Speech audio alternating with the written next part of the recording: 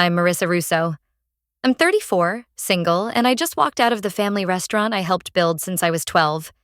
Because last night, over eggplant parmesan and cheap Chianti, my grandparents announced they're handing it all over to my cousin Vince. Not because he earned it, not because he wants it, but because he's a man. The worst part? I knew it was coming. Deep down I knew. I grew up in Providence, Rhode Island, above a noisy little trattoria called Rosalina's, named after my grandmother. She opened it in 1969 with my grandfather, Sal, after arriving from Naples with nothing but a suitcase, 2 kids, and her pasta roller. It was the only kind of life I knew. My parents weren't around much. My mom passed when I was 6, and Dad moved to Connecticut with his second wife when I was 9. So I spent most of my time downstairs in that kitchen. I learned to press dough before I hit puberty. By 14, I could run the line better than half the guys we hired. I went to culinary school in Boston while working weekends and summers back home.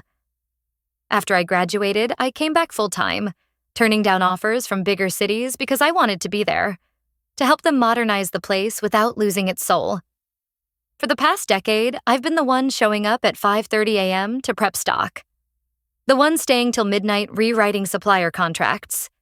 I redesigned the menu, cut food costs by 18%, and got us featured in 2 regional magazines.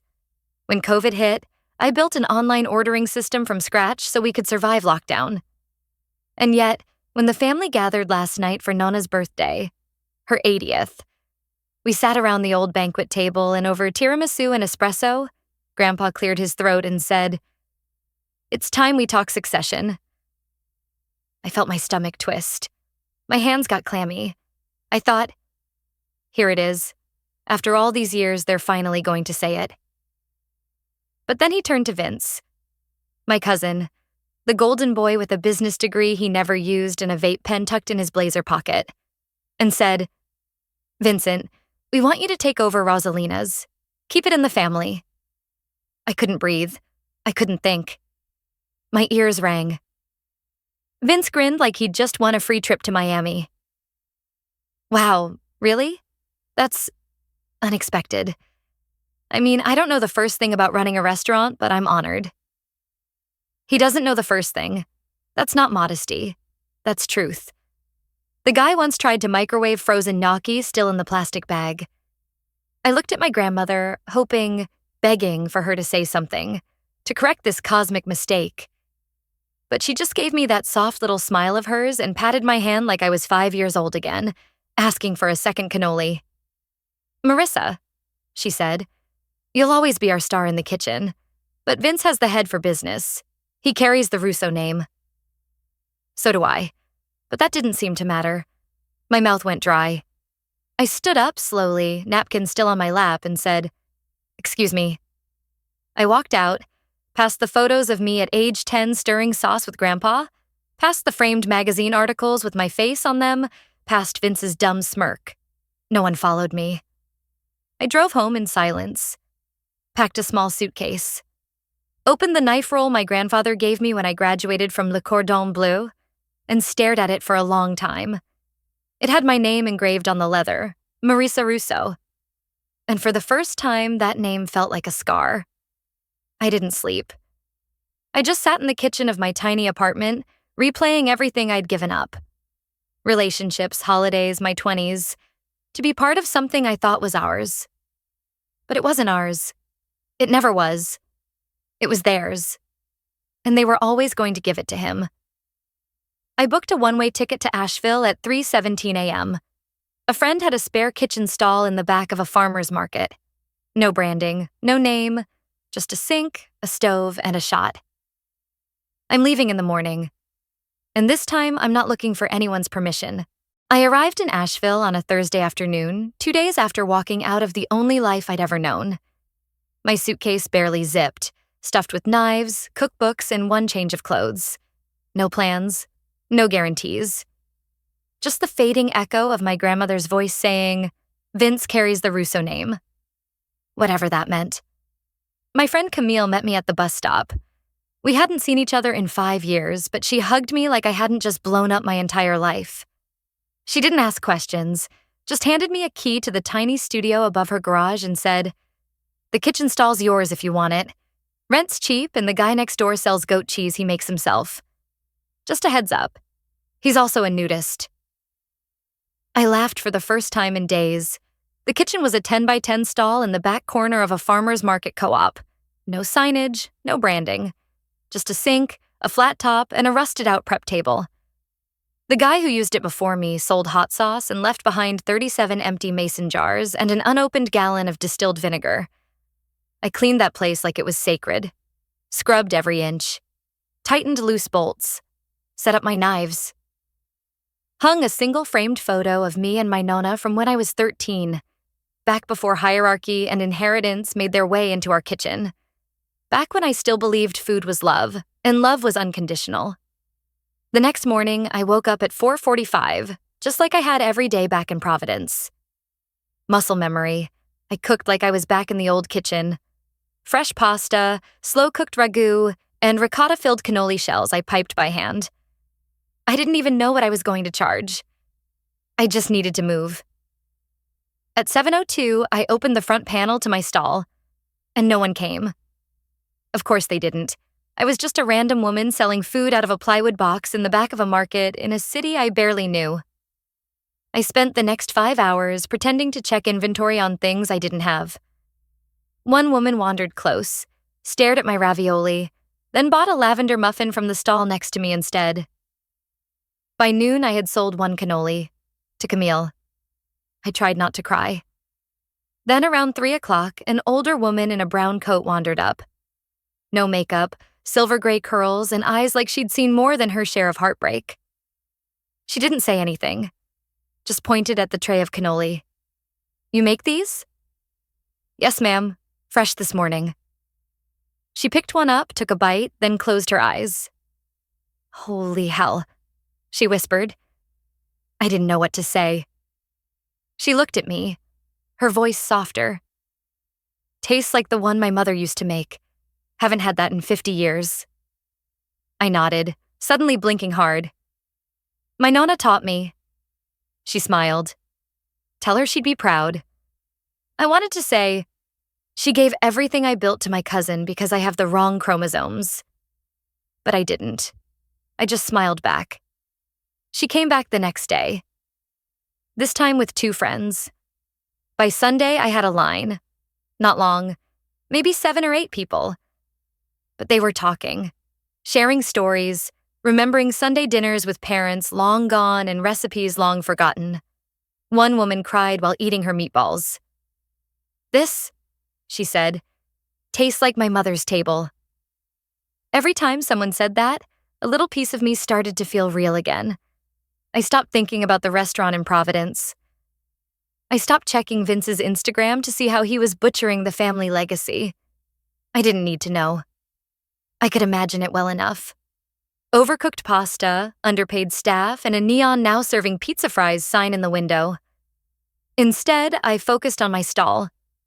I named it Table 14 after the corner booth my mom and I used to sit at when she was still alive. I didn't hang a sign for weeks. I wanted people to find me because they heard about me, not because I was shouting. And they did. Slowly but surely, they did. 2 months in, the local food critic came by on a tip. Said she'd never had a meatball that made her cry. Wrote about me in the Asheville Times. By the next Saturday, I sold out in 2 hours. I hired a part-time prep cook, Maria, a retired nurse who kneaded dough like she was kneading out the grief of 30 years in a hospital. We worked side by side. No yelling, no hierarchy. Just flour and fire and rhythm. It wasn't fancy, but it was mine. One evening, as I locked up, Camille handed me a package someone had dropped off. No note. No return address. Inside was a laminated copy of the old Rosalina's menu, the one I designed. Half the items crossed out in red Sharpie. Someone had scrawled across the top, "This ain't Brooklyn." I stared at it for a while, heart pounding, then folded it neatly and tucked it in the drawer under the register. Let them try. Let them serve pizza fries to people who still know what risotto should taste like. I wasn't trying to outdo them anymore. I was building something they'd never understand. 3 months after I opened Table 14, I stopped checking my family's social media altogether. Not out of peace, but out of exhaustion. Every post from Rosalina's, still under Vince's grinning face, felt like watching someone sell off my childhood, piece by piece, like vintage furniture at a yard sale. But one day, it found me anyway. A woman came to my stall, mid-50s, clearly not local. She wore red lipstick like armor and held a purse that cost more than my oven. She didn't order anything, just stared at the chalkboard menu, arms crossed like she was evaluating a threat. "You Marissa?" she finally asked. "I am. Can I help you?" She pulled out her phone and turned the screen toward me. There it was, a picture of Rosalina's front window. Cracked. Literally cracked. With a half-hung vinyl banner taped over it that read, "Now serving frozen margaritas in Comic Sans." She gave a dry laugh. "I used to go there every Sunday. Haven't set foot in 6 weeks. Place smells like fryer oil and tequila now." I didn't say a word. I just waited. "Thought you should know," she added, softer. "Whatever you're doing here, it's working. My niece told me to come try your cannoli. Says it made her cry." She left without ordering. I stood there for a while after, not sure what to feel. Part of me was smug. Part of me wanted to cry. But mostly I just felt tired. I closed early that night. Back at my apartment, I cracked open a bottle of wine and finally let myself look. I searched Rosalina's online. The reviews were brutal. Overpriced trash. Used to be a gem, now it's a frat bar. Who puts buffalo sauce on lasagna? One review had a photo. It showed Vince standing in front of a chalkboard sign that read Sunday brunch, bottomless mimosas and mozzarella sticks. His smile was wide, eyes glazed. I should have felt vindicated. Instead, all I could think was, he's burning down a house I helped build with my bare hands.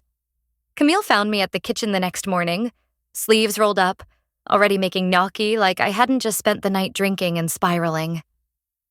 "You okay?" she asked. "No," I said, "but I've got 80 orders today, so I'll be fine." I didn't tell her I'd emailed Dolores, the old sous chef from Providence, at midnight, just to ask how bad things really were. She replied an hour later. "Marissa, I left 2 weeks ago.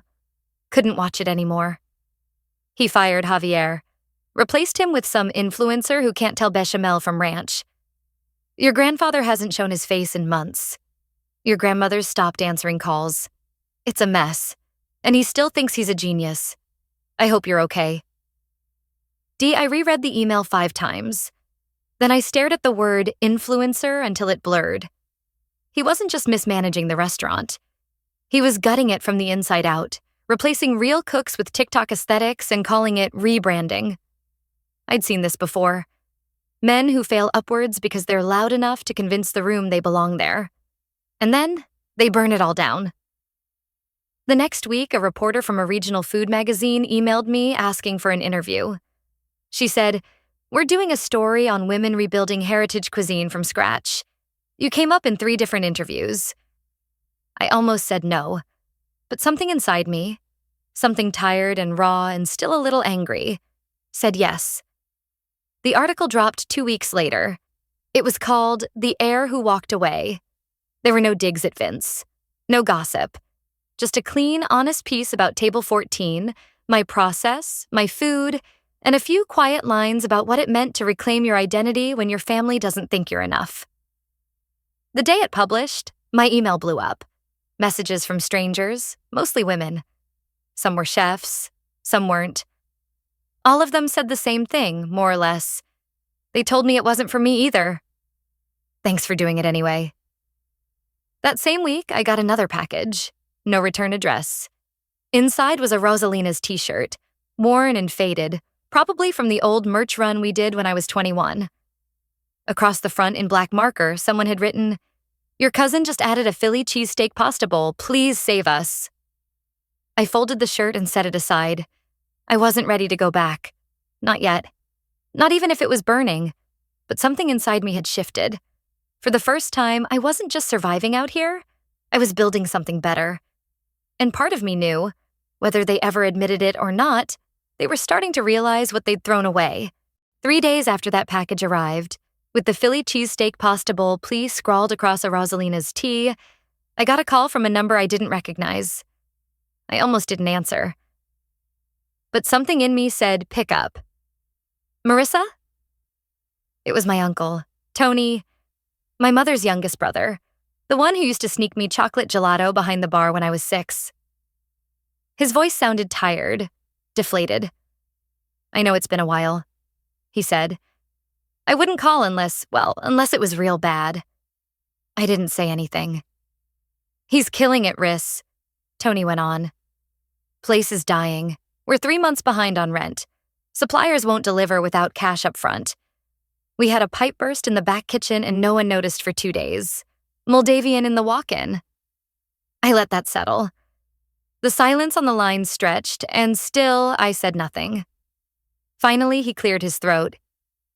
Look, your Nonna won't say it out loud, but she's embarrassed. Grandpa won't even come downstairs when Vince is around. I don't know what they were thinking, handing it all to him, but... He paused. I think they thought you'd never leave. I took a slow breath, not out of anger, out of clarity. I did leave, I said quietly, and now you're calling to ask me to fix it. No, Tony replied. I'm calling to ask if you'd consider taking it back. That one sentence hit different. I told him I'd think about it. That night, I walked 2 miles through downtown Asheville in the cold. I needed air, needed space, needed to let the guilt and grief and resentment settle before I did something stupid like go back to save people who didn't choose me the first time. But this wasn't about saving them. Not anymore. It was about reclaiming the thing I helped build before they gave it away like a party favor at the wrong birthday. So the next morning, I called Tony back. If I come back, I said, it's on my terms. Of course, he said too quickly. No, you don't get it yet. My terms, meaning 60% ownership, full control of operations. Vince is out. If he stays, he's washing dishes for minimum wage until he proves he knows how to mop a floor properly. Tony sputtered. That's a big ask. No, Tony, that's the cost of resurrection. He didn't argue. He just said he'd talk to the family and call me back. He didn't. Instead, my grandmother called. First time in over a year. She didn't apologize, not really, but she said, I should have never made you prove what you already were. I see that now. I listened. She asked if I'd come home and meet with them. I said I'd think about it. And then I did something I never thought I'd do again. I booked a one-way ticket to Providence. Walking into Rosalina's again felt like opening a time capsule full of mildew and regret. The once polished floors were sticky. The chalkboard still had Trivia Night, Wings, and Ziti half erased on it. Vince was nowhere in sight. Nonna met me at the door. She looked smaller than I remembered, like the weight of disappointment had finally made her bones give in. We sat at table 3, our old family table, now chipped at the corners and wobbling. She slid over a manila folder. Inside were the revised ownership papers. 60% in my name, with my terms word for word. We already signed, she said without looking at me. It's yours, if you want it. I didn't reach for it. Where's Vince? I asked. In the back, she said quietly, packing up his office. Office? I almost laughed. Instead, I stood up, walked straight through the hallway, and opened the office door. He was there. Hoodie on, bags under his eyes, a half-packed box of Funko Pops and liquor minis on the desk. Didn't think you'd actually come, he muttered. Neither did I. He looked up. I messed it up, he said, voice low. All of it. I thought I could fake it till I made it. Turns out faking it only works when you know how not to burn garlic. I didn't reply. I know I don't deserve to stay, but if you let me work, really work, I'll do anything. That sentence did more to humble him than 1,000 Yelp reviews ever could. I stared at him for a long moment, Then I said, "You'll be here at 6 tomorrow morning. No excuses, no shortcuts. And you start with dishes." He nodded. When I stepped out of that office, I felt something I hadn't felt in years. Weight, responsibility, but also clarity. This wasn't a return. It was a reclamation. The next morning, I showed up at 5:30, alone, coffee in hand. I tied my apron, opened the kitchen door, and stared into the wreckage. Grease on the counters, expired containers, a fryer leaking oil onto the tile. I got to work, and at 6:02, I heard the back door creak open. Footsteps. Vince. He didn't say anything, just walked over to the sink, put on gloves, and started scrubbing. I didn't expect Vince to last a week, but he showed up. Every day, at 6 a.m. sharp, sometimes earlier, didn't talk much, just scrubbed pans, mopped floors, ran to the supply store without being asked. There were no grand gestures, no redemption speeches, and I didn't offer forgiveness. Not because I wanted to punish him, but because I was done giving anything that wasn't earned. I spent those first few weeks cleaning up more than just the kitchen.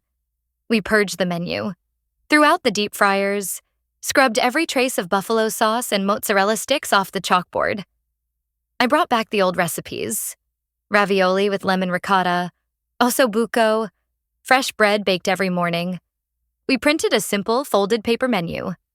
No frills. Just food. And slowly, people came back. The first week, it was just the regulars, the older women who used to bring their church friends on Sundays. Then came the couples, the families who remembered celebrating anniversaries here. By the second month, a food blogger dropped in, wrote a piece called "Rosalina's Resurrected: What Happens When the Right Russo Finally Takes the Helm." We didn't advertise. We didn't need to. The food spoke for itself. And then, one Friday morning, a letter arrived from the state revenue office. It was addressed to Vince. Apparently, during his CEO reign, he'd misfiled payroll taxes for over a year, failed to report income properly, tried to classify a liquor license renewal as a marketing expense. Classic Vince, all charm, no clue. But this time, there were consequences. He was audited, then fined, then summoned to a court hearing. I didn't press charges. I didn't need to. The state handled it. The look on his face when the letter came, that was enough. It wasn't anger. It wasn't even fear. It was shame. Real, bone-deep shame. The kind that doesn't go away with an apology or a checkbook. He didn't fight it. He paid the fine, sold the ridiculous condo Nona bought him 2 years back, and stepped away from the restaurant entirely. On his own. No speech, no fanfare. Just a quiet goodbye and a set of keys left on the counter. And I let him go. Not with hatred, not with pity. Just peace. 6 months later, we hit our first profitable quarter since the rebuild. I used the extra to give everyone a bonus, including the dishwasher. The new one. Not Vince. I kept 60% ownership, like agreed. But I gave my Uncle Tony 10% for standing up when it mattered. We renovated the front of house, fixed the warped wood floor, replaced the wine shelf Vince used to use as a display for trending cocktails. And on the wall, just behind the counter, I hung up the original black and white photo of my grandparents on opening day in 1969. Beside it, I added a newer photo. Me, arms folded, apron on, standing in front of the same stove. No caption, no plaque. But if you looked close, you could see it. The resemblance, the full circle. You know, I used to think legacy was about blood. About who you're born to, what name you carry, what table you grew up setting. But the truth? Legacy is built, not given. And it's damn sure not handed out based on gender or charm or birth order. It's sweat. It's staying when everyone else leaves. It's choosing to come back. Not because they deserve it, but because you do. If you've ever had to rebuild after someone else broke what you loved, if you've ever been overlooked, underestimated, or told you weren't the right kind of leader, I'd really love to hear your story in the comments. This space isn't just mine. It's ours. And if you've been with me through this journey, thank you. Truly, hit subscribe if you haven't already. Not for me, but for the next story you might just need to hear. I'll see you next time.